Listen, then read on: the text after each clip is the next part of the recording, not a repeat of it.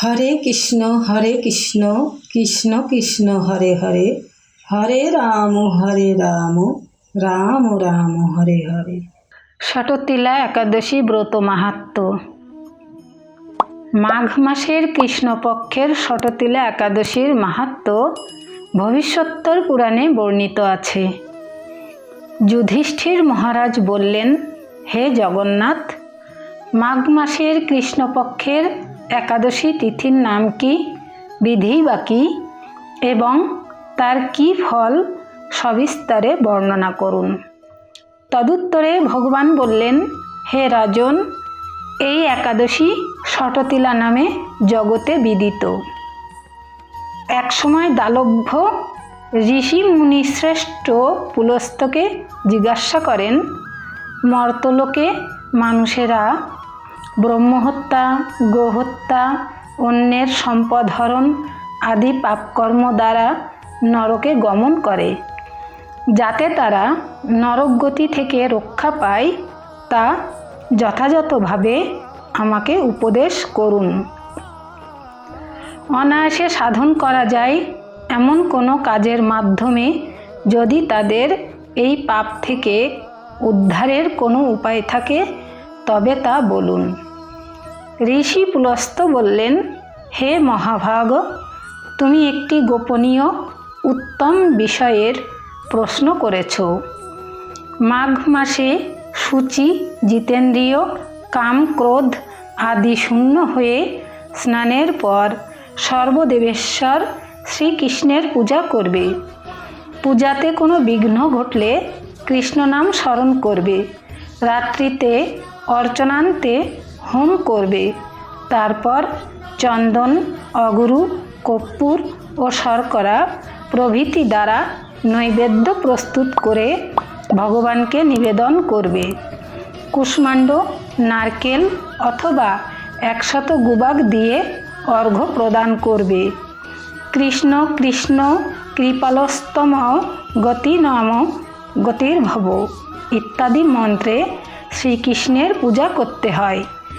কৃষ্ণ আমার প্রতি প্রীত হন বলে যথাশক্তি ব্রাহ্মণকে জলপূর্ণ কলস, ছত্র, বস্ত্র, পাদুকা, গাভী ও তিলপাত্র দান করবে। স্নান দানাদি কার্যে কালো তিল অত্যন্ত শুভ। হে দ্বিজোত্তম, ওই প্রদত্ত তিল থেকে পুনরায় যে তিল উৎপন্ন হয় তত বছর ধরে দানকারী স্বর্গলোকে বাস করে। তিল দ্বারা স্নান, তিল শরীরে ধারণ, তিল জলে মিশিয়ে তা দিয়ে তর্পণ, তিল ভোজন এবং তিল দান, এই 6 প্রকার বিধানে সর্বপাপ বিনষ্ট হয়ে থাকে। এই জন্য এই একাদশীর নাম ষটতিলা। হে যুধিষ্ঠির, একসময় নারদও এই ষটতিলা একাদশীর ফল ও ইতিহাস সম্পর্কে জানতে চাইলে যে কাহিনী আমি বলেছিলাম তা এখন তোমার কাছে বর্ণনা করছি। পুরাকালে মর্তলোকে এক ব্রাহ্মণী বাস করত। সে প্রত্যহ ব্রত আচরণ ও দেব পূজাপরায়ণা ছিল। উপবাস ক্রমে তার শরীর অত্যন্ত ক্ষীণ হয়ে গিয়েছিল। সেই মহাসতী ব্রাহ্মণী অন্যের কাছ থেকে দ্রব্যাদি গ্রহণ করে দেবতা, ব্রাহ্মণ, কুমারীদের ভক্তিভরে দান করত, কিন্তু কখনো ভিক্ষুককে ভিক্ষাদান ও ব্রাহ্মণকে অন্নদান করেনি। এইভাবে বহু বছর অতিক্রান্ত হলো। আমি চিন্তা করলাম, কষ্টসাধ্য বিভিন্ন ব্রত করার ফলে এই ব্রাহ্মণীর শরীরটি শুকিয়ে যাচ্ছে। সে যথাযথভাবে বৈষ্ণবদের অর্চনও করেছে, কিন্তু তাদের পরিতৃপ্তির জন্য কখনো অন্নদান করেনি। তাই আমি একদিন কাপালিক রূপ ধারণ করে তামার পাত্র হাতে নিয়ে তার কাছে গিয়ে ভিক্ষা প্রার্থনা করলাম। ব্রাহ্মণী বলল, হে ব্রাহ্মণ, তুমি কোথা থেকে এসেছো, কোথায় যাবে তা আমাকে বলো। আমি বললাম, হে সুন্দরী, আমাকে ভিক্ষা দাও। তখন সে ক্রুদ্ধ হয়ে আমার পাত্রে একটি মাটির ঢেলা নিক্ষেপ করল। তারপর আমি সেখান থেকে চলে গেলাম। বহুকাল পরে সেই ব্রাহ্মণী ব্রত প্রভাবে সশরীরে স্বর্গে গমন করল। মাটির ঢেলা দানের ফলে একটি মনোরম গৃহ সে প্রাপ্ত হলো।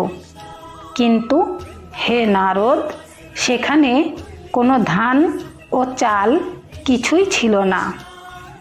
গৃহ শূন্য দেখে মহাক্রোধে সে আমার কাছে এসে বলল, আমি ব্রত, কৃচ্ছ সাধন ও উপবাসের মাধ্যমে নারায়ণের আরাধনা করেছি।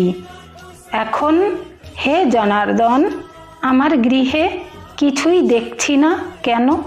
হে নারদ, তখন আমি তাকে বললাম, তুমি নিজ গৃহে দরজা বন্ধ করে বসে থাকো।